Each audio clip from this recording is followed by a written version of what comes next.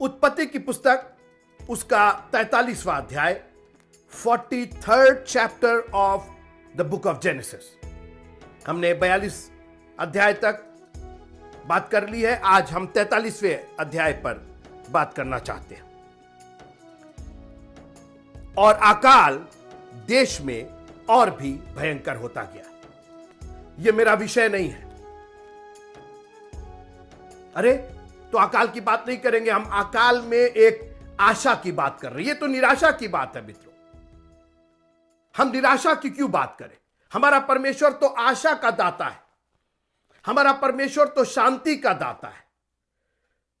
अकाल एक स्थिति है, एक परिस्थिति है, और जरूरी नहीं है कि जो परिस्थिति हो उसके आप गुलाम बन करके रहिए। मेरी बात ध्यान से सुनिएगा थोड़ी देर। परमेश्वर के भक्तों के लिए परिस्थिति कोई मायने नहीं रखती। मुझे मालूम है कि आप कई बार लोगों ने आपको बना रखा है कुछ। आप हैं एक महिला, बच्चों ने आपको मम्मी बना करके रखा है, और बार बार वो याद दिलाते हैं, अरे मम्मी हो के आप ऐसी बात करती है, मम्मी हो के आप ऐसा करेंगी, मम्मी हो के आप। अरे मम्मी के अलावा हम एक स्त्री भी हैं। अरे पापा होकर के आप ऐसा काम। लोगों ने आपके प्रति आपकी धारणा बना दी है, और फिर आप पापा ही जैसा व्यवहार करने लगते हैं। आप सोचते हैं कि हम पापा के अलावा कुछ है नहीं, हम मम्मी के अलावा कुछ है नहीं। लेकिन आज मैं उन लोगों से बात करना चाहता हूं जो दूसरी परिस्थितियों के बनाए हुए नहीं है, परमेश्वर ने उनको जैसा बनाया है। मेरी बात बहुत ध्यान से सुनिएगा। सिर्फ इसलिए कि बच्चों ने आपको मम्मी कह दिया तो आप हमेशा मम्मी रहेंगी। बच्चे छोड़ के चले गए तब भी आप मम्मी के जंजाल में फंसी हुई। सो रही है तो मम्मी है, उठ रही है तो मम्मी है, आईने में। अरे आप एक स्त्री भी हैं, आपको एक स्त्री करके बनाया है। You are made as a woman, you are made as a man. Bible कहती नर और नारी करके उनकी सृष्टि की। मां बाप करके उनकी सृष्टि नहीं की, चाचा चाची करके उनकी सृष्टि नहीं की, मौसा मौसी करके सृष्टि नहीं की, भैया और भाभी करके सृष्टि नहीं की। ये लोगों ने आपको एक तमगा पहना दिया है। अरे आप तो ऐसे हैं, अरे आप तो ऐसे हैं। ठीक है, ये मेरा काम है, एक परिस्थिति है, लेकिन I am not always like that. अकाल है ना, और भयंकर अकाल है। बात सुनिएगा, अकाल की प्रॉब्लम यह है कि अकाल हमेशा भयंकरता में जाके खत्म होता है। अकाल हमेशा भयंकर होकर के अपनी चरम को पहुंचता है। और आज परमेश्वर के वचन का अकाल भयंकर रूप से होता चला जा रहा है। आपने प्रीचर्स को देखा है? आप कभी इंटरनेट पर जाइएगा, प्रीचर्स क्या क्या प्रीच कर रहे हैं। वही पुराना सड़ी हुई रोटी दिए जा रहे। आज की ताजा रोटी हमें कौन देगा? लिखा है कि हम उकाब के बच्चे हैं, और उकाब के बच्चे खून चूसते हैं। और मित्रों, खून जो है वो ताजा ही चूसा जा सकता है, वरना वो जम जाएगा। परमेश्वर का कलाम एक ताजा कलाम है। मन्ना जो है वो हर दिन गिरता था, उसको मना किया था कि बटोरना नहीं है। I will give you a fresh anointing each and every day. परमेश्वर हर दिन अपनी दया को नया करता है। मित्रों, एक एक सांस जो आप लेते हैं ना, जो ऑक्सीजन लेते हैं, जो ऑक्सीजन इनहेल करते हैं, जो आप सांस अंदर लेते हैं, वो बिल्कुल नई सांस होती है। जो सांस आपने छोड़ा है, आप उसको वापस नहीं लेते, वो तो कार्बन डाइऑक्साइड है। आप उसको लेंगे तो मर जाएंगे। और इसलिए परमेश्वर हर सांस को एक नई सांस करके देता है। वो जो ऑक्सीजन अंदर चला गया, वो जब बाहर निकला तो वो कार्बन डाइऑक्साइड हो गया, वो बेकार हो गया। मित्रों, परमेश्वर से दुआ कीजिए कि वो दिन भर की रोटी, एक ताजी रोटी हमको और आपको दे। अकाल भयंकर पर भयंकर होता जा रहा है। मगर फिर मैंने कहा अकाल मेरा विषय नहीं है, क्योंकि इस निराशा का विषय मैं आपको प्रीच नहीं कर रहा हूं। मैं इस हताशा का, मैं ये डरावना विषय नहीं प्रीच कर रहा हूं। I am going to give you something that you are going to make noise, you are going to make merry, you are going to be happy. आप खुश होंगे, आप नाचेंगे, गाएंगे, उसकी स्तुति और उसकी बड़ाई करेंगे। तो अरे क्या बोल क्या रहे या जी, यही परमेश्वर का कलाम है कि अकाल में वो अंधकार भरे, जब हम अंधकार में पड़े थे, ऐसे समय में उसने ज्योति चमकाई। जब हाहाकार मचा हुआ था, जब पूरी दुनिया नाश हो रही थी, नूह, उसकी वाइफ, उसके बेटे, उसकी बहुएं एंजॉय कर रहे थे, चारों ओर जल का प्रलय था, अकाल था, सारी दुनिया के अकाल था, कुछ लोगों के लिए नहीं था। उसी अकाल में परमेश्वर की सामर्थ निकल करके आ रही है। Hallelujah. Oh I am so excited. मुझको इतना अच्छा लग रहा है ये बात करते हुए कि इस अकाल में परमेश्वर अपनी कुछ महिमा दिखाना चाह रहा है। मित्रों याद रखिएगा, अगर आपकी जिंदगी में अकाल और भयंकर अकाल हो रहा है तो जान रखिएगा कि परमेश्वर कुछ बहुत बड़ा करने पर है। अगर आपकी जिंदगी में गरीबी और भयंकर गरीबी, बीमारी और बीमारी आ रही है, 38 साल के तुम पड़े हो, आज घबराओ नहीं।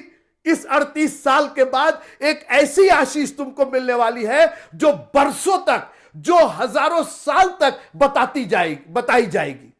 आज भी हम उस 38 साल के, हम उसका नाम तो नहीं जानते, लेकिन उसका उदाहरण आज भी अपने जीवन में लेते। 38 साल से पड़ा हुआ था, वो सोच रहा होगा ये 38 साल वेस्ट चले गए। नहीं मित्रों, उसी 38 साल को परमेश्वर ने इस्तेमाल किया ताकि हमारे और आपके लिए उदाहरण हो कि 38 साल का बीमार भी ठीक हो सकता है, 4 दिन का मुर्दा भी। लोग हताश थे, लोग निराश थे, यहां तक कि यीशु के आंसू बहने लगे, मगर यीशु ने उस 4 दिन की निराशा को एक ऐसी आशा में तब्दील किया जो लोगों को यकीन नहीं था कभी। और आज मैं आपको आशा देना चाहता हूं कि इस भयंकर अकाल में एक बड़ी खूबसूरत बात हुई। थोड़ी देर आप मेरे साथ रहिएगा और मैं खत्म करना चाहता हूं। परमेश्वर का कलाम बहुत गंभीर है मित्रों। यह कलाम एक ऐसा, मैं क्या बताऊं, खजाने का एक ऐसा स्रोत है ना, आप बटोरते रह जाइएगा और आप उसका था नहीं पाएंगे। लिखा है कि वो दया का सागर और क्षमा की खानी है। खोदिए ना कितना खोदना है, डूबिए ना कितना डूबना है, परमेश्वर के पास भरपूरी के साथ है। आप कहिए आगे बढ़िए ना। मैं इसलिए नहीं पढ़ पा रहा हूं, मैं इतना एक्साइटेड हूं, मैं अकाल की चर्चा बार बार करने लग रहा हूं। इस भयंकर अकाल में आपको क्या मिलेगा? अन्न नहीं है, लोग तड़प रहे हैं, लोग मर रहे हैं। मित्रों, अकाल अच्छी चीज नहीं होती है। अकाल में खाना पीना खत्म हो जाता है, और अकाल ही नहीं था, भयंकर अकाल था। क्या हो गया इस अकाल में? हो क्या गया? एक विषय जो, देखिए, हम लोग उत्पत्ति की पुस्तक का अध्ययन कर रहे हैं और इसमें एक विषय पेंडिंग था जो बचा हुआ था। 38वां अध्याय उत्पत्ति का, वहां पर एक व्यक्ति का जिक्र आया। हम लोगों ने बात किया था कि यूसुफ के बारे में बात करते करते एक आए कि 38वां अध्याय कहां से आ गया। पता नहीं आपको याद है कि नहीं याद है, मुझको तो याद है, क्योंकि मैं परमेश्वर का अध्ययन बहुत गंभीरता के साथ अपने हृदय में रखता हूं, उसको अपने मनों में रख छोड़ता हूं, क्योंकि मुझको मालूम है कि यह परमेश्वर का कलाम मेरी जिंदगी का सबसे बहुमूल्य कलाम है, सबसे बहुमूल्य वस्तु है मेरे लिए। 38वें अध्याय में, हम तो 43वें में है ना, 38 चैप्टर ऑफ जेनेसिस, वहां पर एक विषय था जो पेंडिंग था, जो अभी तक अटका हुआ था, अभी पूर्ण नहीं हुआ था। आइए देखते हैं, केवल एक लाइन देखेंगे। उत्पत्ति का 38वां अध्याय पलट लीजिएगा, अपनी बाइबलों में पलट लीजिएगा। 38 chapter of the book of genesis. मैं बस एक ही लाइन पढ़ूंगा। उन्हीं दिनों में ऐसा हुआ कि यहूदा अपने भाइयों के पास से चला गया और हीरा नाम एक अदुल्लाम वासी पुरुष के पास डेरा किया। मैं उत्पत्ति का 38वां अध्याय और उसकी पहली आयत पढ़ रहा हूं। उन्हीं दिनों में ऐसा हुआ कि यहूदा अपने भाइयों के पास से चला गया और हीरा नाम एक अदुल्लाम वासी पुरुष के पास डेरा किया। वहां यहूदा ने शुआ नाम एक कनानी पुरुष की बेटी को देखा और उसको ब्याह कर उसके पास गया। याकूब का, इस्राएल का एक बेटा था जिसका नाम यहूदा था। और यहूदा का अर्थ पता नहीं आपको याद है कि नहीं, उसका अर्थ होता है स्तुति, प्रशंसा, प्रेज, प्रेज फॉर गॉड, परमेश्वर की स्तुति, परमेश्वर की प्रशंसा। और यहूदा अपनी प्रशंसा से भटक गया, अपने नाम को उसने बिल्कुल धूमिल कर दिया और एक कनानी स्त्री, एक अन्य जाति स्त्री से ब्याह कर लिया। और फिर वो, मैं दोहराना नहीं चाहता हूं, फिर उसकी जिंदगी एक तबाही की जिंदगी हो गई, मगर यहूदा बचा रहा। इस्राएल में यहूदा था। अब आइए उत्पत्ति का 43वां अध्याय। अब जो यहूदा की बात पेंडिंग थी उत्पत्ति के 38वें अध्याय में, वो हम लोगों ने देखा किस तरीके से उसकी जिंदगी कितनी मैसअप हो गई थी। कितना गड़बड़ सड़बड़ हो गया था। एक स्त्री के ब्याह करने से वो स्त्री भी मर गई और 3 बच्चे हुए, तीनों सब उल्टा सीधा हुआ। अपनी बहू के साथ उसने कुकर्म किया, सब बड़े बड़े काम हुए। आपने आपने उसको देखा, हमने सब बात किया था उसको। अब देखिए यहां पर अकाल भयंकर हो गया। मैं सिर्फ एक ही पद पढ़ूंगा इसके अंदर। अकाल भयंकर हो गया। याकूब ने, यहूदा ने, कहते इस्राएल ने अपने बच्चों से कहा कि जाकर के फिर से अनाज ले आओ। इसके पहले हमने 42वें अध्याय में देख लिया कि किस तरीके से जाते हैं और यूसुफ उनको किस तरीके से टेस्ट करता है। अब अनाज खत्म हो गया है। याकूब कहता है कि जाओ, फिर जाओ। यहूदा खड़ा होता, उसने कहा कि पापा हम जा नहीं पाएंगे। क्यों नहीं जा पाएंगे? इसलिए कि उस पुरुष ने, क्योंकि अभी तक मालूम नहीं था इनको कि वो यूसुफ है, तो उस देश के अधिकारी, उस देश का प्रधानमंत्री, उस पुरुष ने हमसे कहा है, हमसे पूछा कि पापा जिंदा है, तुम लोग के पापा जिंदा है? जिंदा है। और कौन है घर में? तो एक छोटा भाई है। क्या नाम है उसका? बेंजामिन उसका नाम है, बिन्यामीन उसका नाम है। अच्छा, तो वो कहां रहता है? वो पापा के साथ रहता है। अगली बार जब आओगे, यूसुफ ने कहा था, अगली बार जब आओगे तो अपने छोटे भाई के बिना मत आना। वाह, अब ये क्या हो गया? इसको छोटे भाई से क्या मतलब हो गया? ध्यान दीजिएगा मित्रों, ये एक बड़ी ब्यूटीफुल, एक बहुत ही खूबसूरत भविष्य की कहानी, आत्मिक रूप से किस तरीके से यूसुफ यीशु मसीह का आत्मिक स्वरूप और बिन्यामीन के रूप में एक दूसरा स्वरूप यहां पर उभर करके आता है। यहूदा का एक दूसरा स्वरूप उभर के आता है। ये तीनों कैरेक्टर, ये तीनों चरित्र जो है वो आत्मिक रूप से हमसे और आपसे कहीं ना कहीं जुड़े हुए। अब सुनते जाइए।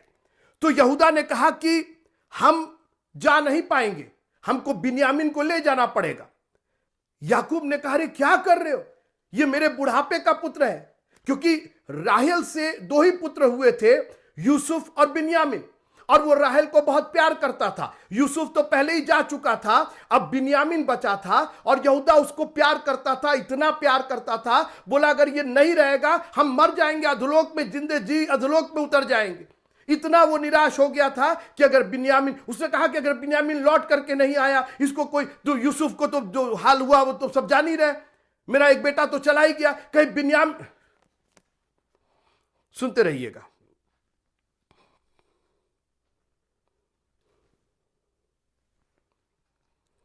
मैं पढ़ ही देता हूं, उत्पत्ति 43 उसका 4। इसलिए यदि तू हमारे भाई को हमारे संग भेजे तब तो हम जाकर तेरे लिए भोजन वस्तु मोल ले आएंगे, परंतु यदि तू उसको ना भेजे तो हम ना जाएंगे, क्योंकि उस पुरुष ने हमसे कहा कि यदि तुम्हारा भाई तुम्हारे संग ना हो तो तुम मेरे सन्मुख ना आना।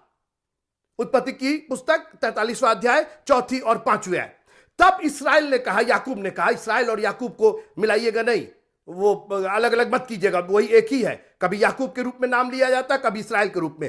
तब इसराइल ने कहा, तुमने उस पुरुष को यह बताकर कि हमारा एक और भाई है, क्यों मुझसे बुरा बर्ताव किया? क्यों तुम बोले कि एक और भाई है? उसने कहा, भाई हम क्या करें? उस आदमी ने पूछा हमसे, तो हम लोग को क्या मालूम था कि वो भाई को बुला लेगा? हम लोगों ने सच सच बात कह दी, क्योंकि वो तो ऐसे ही हम लोग को परेशान किया हुआ था, और उसके आगे झूठ बोलते तो मालूम हुआ कि और हम पर मुसीबत आती।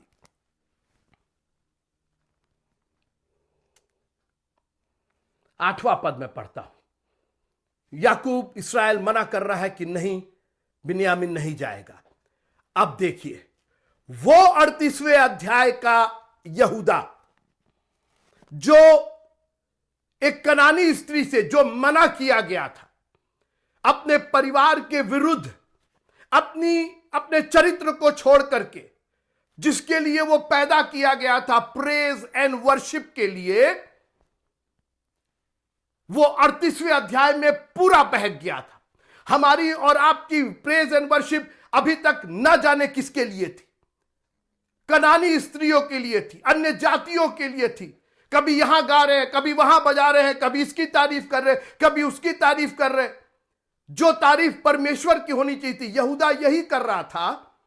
मगर आज यहूदा का चरित्र वापस आता है, वो जो था। मेरी बात अब ध्यान से सुनिएगा, ये 43वां अध्याय उसी 38वें अध्याय की कड़ी है, और इसीलिए 38 अध्याय को बीच में रखा गया। 37 के बाद सीधे यूसुफ की बात 38 में ना करके 39 में की गई। 38 में यहूदा का जिक्र किया गया क्योंकि वो पेंडिंग था, वो एक ब्लॉट था, वो एक दाग था, एक बदनुमा दाग था वो परिवार के ऊपर। प्रेज एंड वर्शिप कनानी स्त्री को दी जा रही है, बच्चों की हालत ठीक नहीं है, कुकर्म किया जा रहा, प्रेज एंड वर्शिप को बर्बाद कर दिया गया, लेट आया जा रहा है, हाथ नहीं उठाया जा रहा। ये तो पेंटिकॉस्टल लोग करते, ये तो ईसाई लोग करते, ये तो मसीही लोग करते, हालेलुया नहीं बोल सकते, गीत नहीं गा सकते। दो एक गीत हमको नहीं याद है प्रेज एंड वर्शिप के। प्रेज एंड वर्शिप खत्म हो जाने दो, उसके बाद चर्च में चला जाएगा। हमने यहूदा का जो चरित्र था बर्बाद करके रख दिया और उसीलिए यहूदा भी बर्बाद हो गया। मगर आज यहूदा को समझ में आ गया, इस भयंकर अकाल ने यहूदा की अकल को ठिकाने लगा दिया। और कई बार परमेश्वर अकाल ही नहीं, भयंकर अकाल हमारी जिंदगियों में भेजता है, भयंकर भयंकर बीमारियां भेजता है। और कई बार तो वो बीमारियां जानलेवा बीमारियां होती हैं, ताकि परमेश्वर हमें वापस खींच करके लिया है। परमेश्वर हमारे चरित्र को वापस वो बना दे जो उसने हमको बनाया, क्योंकि नर और नारी करके उसी ने सृष्टि की। उसने हमको बर्बादी के लिए नहीं बनाया, उसने हमको बेकार नहीं बनाया, उसने हमको कुकर्म करने वाला नहीं बनाया, उसने हमको व्यभिचारी और उसने हमको झूठ बोलने वाला नहीं बनाया। उसने अपनी इमेज में बनाया है, अपने स्वरूप में बनाया है। मित्रों, आज यहूदा इस भयंकर अकाल में वापस आता है। अब सुनिए 8वां पद, उत्पत्ति का 43वां अध्याय और उसकी 8वीं आयत। फिर यहूदा ने अपने पिता इस्राएल से कहा, उस लड़के को, बिन्यामीन को, लड़के को मेरे संग भेज दे कि हम चले जाएं, इससे हम और तू और हमारे बाल बच्चे मरने ना पाएंगे वरन जीवित रहेंगे। आज उसको अपने जीवन का ख्याल आता है मित्रों, आज उसको अपने बाल बच्चों की जिंदगी का ख्याल आता है। अभी तक तो क्या क्या कर रहे थे समझ में नहीं आ रहा था, मगर आज जब अकाल और भयंकर अकाल हो गया, इसीलिए मैंने कहा अकाल मेरा विषय नहीं है, लेकिन अकाल ड्राइव कर रहा था, अकाल इनको मजबूर कर रहा था कि आज यहूदा अपना चरित्र वापस करे। अभी मैं आ रहा हूं उस चरित्र पर। यहूदा का अर्थ क्या होता है? Praise and worship. और ये चरित्र वापस आना था, क्योंकि वो इस्राएल में वर्शिप है। इस्राएल, आपको याद होगा हमने बात किया था, इस्राएल में यहूदा है और यहूदा था अभी, और उसने कहा कि इसको भेज दे ताकि हम जीवित रहे, आप जीवित रहे, बाल बच्चे जीवित रहे। जी, जब प्रेज एंड वर्शिप रहेगी तो आप और हम भी जिंदा रहेंगे। हालेलुया। जब हाबिल मर गया था तो जब उसने पुकारा तो किसी अंकल आंटी को नहीं पुकारा, किसी भूत पिचास को नहीं पुकारा। परमेश्वर ने कहा उसका लहू मुझे पुकार रहा है, परमेश्वर को पुकार रहा है। मित्रों, जब अकाल और भयंकर अकाल होता है ना, तब आप और किसी को नहीं, अपने परमेश्वर को पुकारिए, वहीं से आपकी सहायता आएगी। बाइबल कहती संकट के दिन मुझे पुकारो और मैं तुम्हारी सुन करके तुम्हें संकट से बाहर करूंगा। आज ये प्रेज एंड वर्शिप वापस आ रही। अब सुनिए 9वें पद पर मैं बात करके खत्म करना चाहता हूं। उसने कहा मैं उसका जामिन होता हूं। वाओ, बिन्यामीन का अब सुनिए इस तरीके से, यहूदा ने कहा कि आप अगर बिन्यामीन को जाने देंगे, घबराइए नहीं, मैं उसकी गारंटी लेता हूं, मैं उसका प्रोटेक्टर होऊंगा। जामिन मतलब प्रोटेक्टर, बचाने वाला, उसके आसपास रहने वाला, उसके इर्द गिर्द रहने वाला। मैं उसका जामिन होता हूं, मेरे ही हाथ से तू उसको फेर लेना, यानी वापस लेना।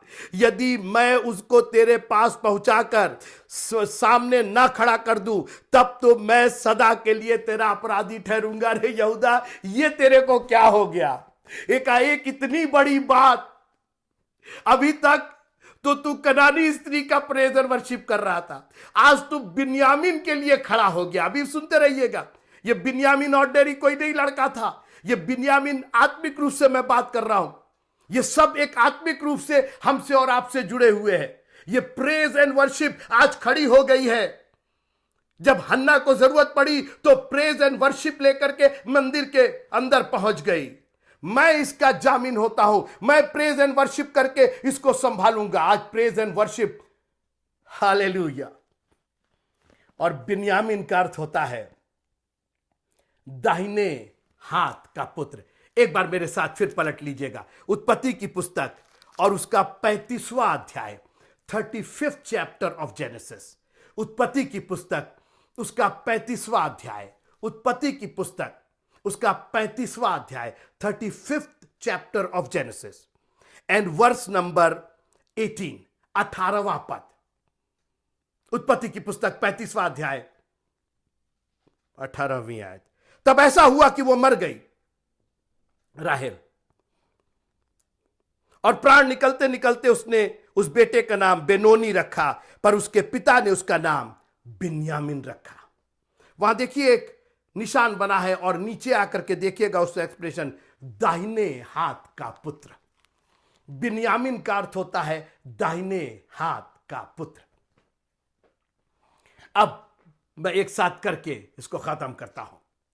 यहूदा खड़ा हो गया, बिन्यामीन को जाने दीजिए, मेरे हाथ से उसको लीजिएगा, मैं इसका जामीन होऊंगा। क्यों भाई? क्योंकि अकाल भयंकर होता गया। अकाल में यहूदा और उसके बाल बच्चे मर रहे थे। आज उसकी जीविका ने, आज उसके जीवन ने उसको पुकार करके कहा, उसको चैलेंज किया, यहूदा अगर अपनी जिंदगी बचाना चाहते हो।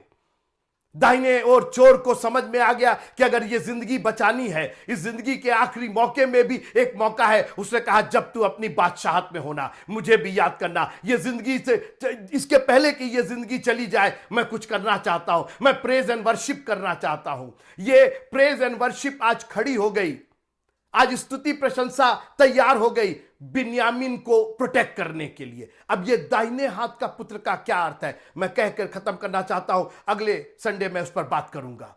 ये दाहिने हाथ का पुत्र, किसके दाहिने हाथ का पुत्र?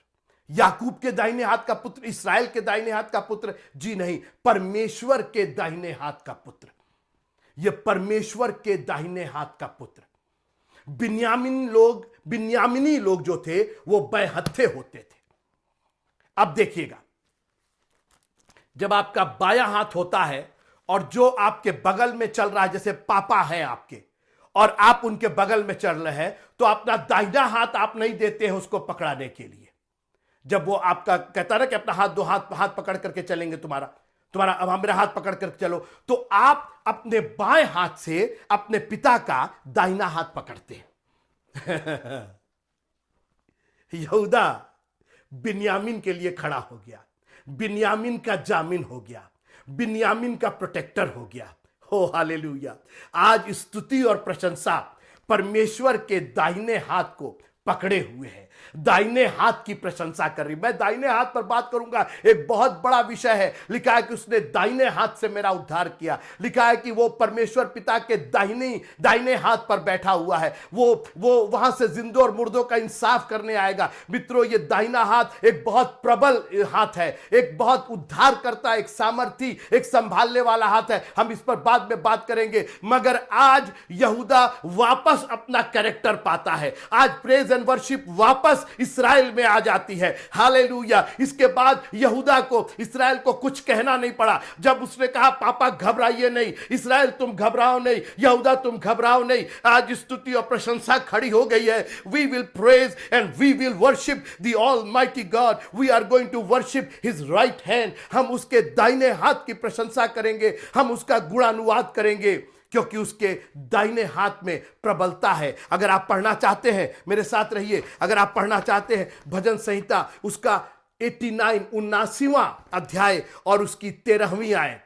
भजन संहिता 89 79, उसके बाद 90 होता है, 79वीं आयत और उसका 13वां पद। तेरी भुजा बलवंत है, तेरा हाथ शक्तिमान है और तेरा दाहिना हाथ प्रबल है। हालेलुया। मित्रों, आज अपनी स्तुति और प्रशंसा को इतनी ऊंची कर दीजिए, इतना बढ़ा दीजिए। अरे वर्शिप लीडर्स, आज प्रेज एंड वर्शिप को इतना ऊंचा कर दो, इतना प्रभावशाली कर दो, इतना अनॉइंटिंग कर दो कि ये प्रेज एंड वर्शिप बिन्यामीन बन जाए, परमेश्वर का दाहिना हाथ पकड़ ले, क्योंकि उसने दाहिना हाथ बढ़ा करके हमारा उद्धार किया है। उस दाहिने हाथ में उद्धार है, उसके दाहिने हाथ में प्रबलता है, उसके दाहिने हाथ में सुख सर्वदा बना रहता है। मित्रों, आज यहूदा इस भयंकर अकाल में, सोचिए अकाल था, मगर ये प्रेज एंड वर्शिप वापस आ रही थी। परमेश्वर उसी अकाल में अपनी प्रेज एंड वर्शिप वापस ले रहा था, अपने दाहिने हाथ को और भी प्रबल कर रहा था। जब आप प्रेज एंड वर्शिप करते हैं, परमेश्वर अपना, लिखा हुआ है कि उसने अपना दाहिना हाथ बढ़ा करके इसराइलियों का उद्धार किया और वो परमेश्वर पिता के दाहिने हाथ बैठ गया।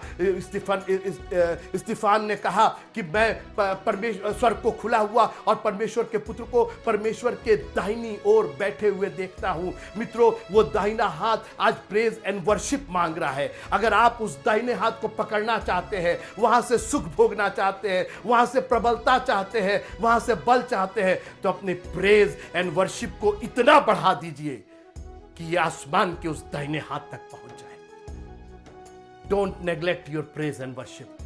अपने प्रेज और वर्शिप को कभी कम मत होने दीजिएगा। खुदावंद आप सबको बड़ी आशीष दे, प्रेज एंड वर्शिप की आशीष दे। आपके जीवन में ये प्रेज एंड वर्शिप, आप फिल्मी गाने भूल जाए, आप बाकी दुनिया के गाने भूल जाए, और जब आप गाएं तो प्रेज एंड वर्शिप गाएं। जब मौका मिले तो प्रेज एंड वर्शिप गाया जाए, जब गुनगुनाया जाए तो प्रेज एंड वर्शिप गुनगुनाया जाए। आपके मोबाइल के जो रिंगटोन हो उसमें प्रेज एंड वर्शिप सुनाई दे मित्रों, ताकि परमेश्वर का दाहिना हाथ और प्रबल हो जाए हमारी जिंदगी में। यहूदा ने कहा याकूब से, मैं बिन्यामीन का जामीन होता हूं, मेरे हाथ से तू वापस लेना, मैं तेरा अपराधी ठहरूंगा। आप प्रेज एंड वर्शिप ना करके आप परमेश्वर के अपराधी ठहर रहे हैं। Please don't miss praise and worship. God bless you all. आइए हम सब प्रेज एंड वर्शिप में जाएंगे। उसकी स्तुति मैं करूंगा, उसकी आराधना मैं करूंगा, हालेलुया, उसका धन्यवाद मैं करूंगा। प्रभु आप सबको बहुत बहुत आशीष दे। जय मसीह।